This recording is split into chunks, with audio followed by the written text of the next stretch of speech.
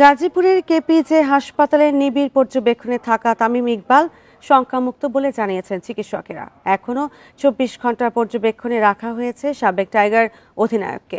সোমবার সাভারের বিকেএসপিতে ঢাকা প্রিমিয়ার লিগের ম্যাচ খেলতে নেমে হঠাৎ অসুস্থ হয়ে পড়েন তামিম ইকবাল।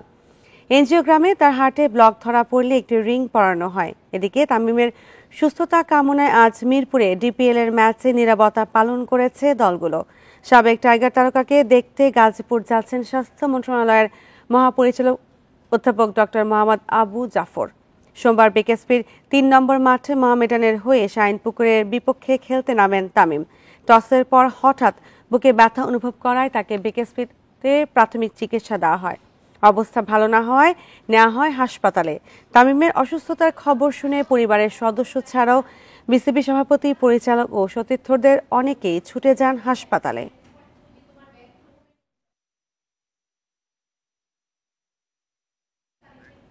এই ঈদে জামা জুতো অ্যাক্সেসরিজের ডিসকাউন্ট।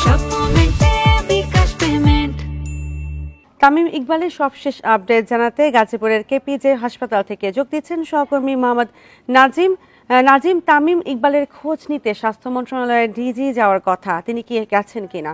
আর তামিমের বিষয়ে ডাক্তারদের ব্রিফিং কখন?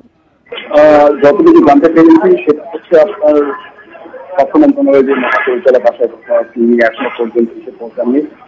তিনি আসতে পরে সম্ভবত আপনার যে ডাক্তারের যে ব্রিফ করবেন সেটা হচ্ছে সম্ভবত তাদের কাছ থেকে তারা জানা যাবেন। এখন 11টার দিকেই ডাক্তারের জানানোর কথা ছিল যে তামিমের সবশেষ পরিস্থিতি, সার্বিক পরিস্থিতি কেমন আছেন।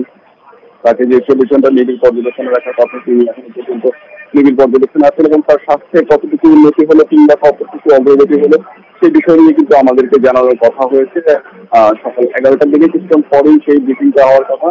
এখনো পর্যন্ত অপেক্ষা করতে হবে। সম্ভবত আপনার স্বাস্থ্য মন্ত্রণালয়ের যে মহাপরিচালক আসবেন তিনি আসার পরে সম্ভবত এই ব্রিফিংটা করা হবে। আর এরপরে আপনার বাকি যদি বলি, আমরা তামিমের পরিবার পরিজন যারা ছিলেন, সকাল পর্যন্ত তামিমের ভাই নাফিস ইকবাল ছিলেন, তিনি চলে গেছেন এবং এখন পর্যন্ত শুধুমাত্র আপনার তামিমের স্ত্রী উনি আপনার তার সাথে এবং সাবেক তার সাথে আছেন এবং পরবর্তীতে বাসারা যে জলদি জানা গেছে যারা সাথে কথা বলে যে এখন পরিস্থিতি কিছুটা।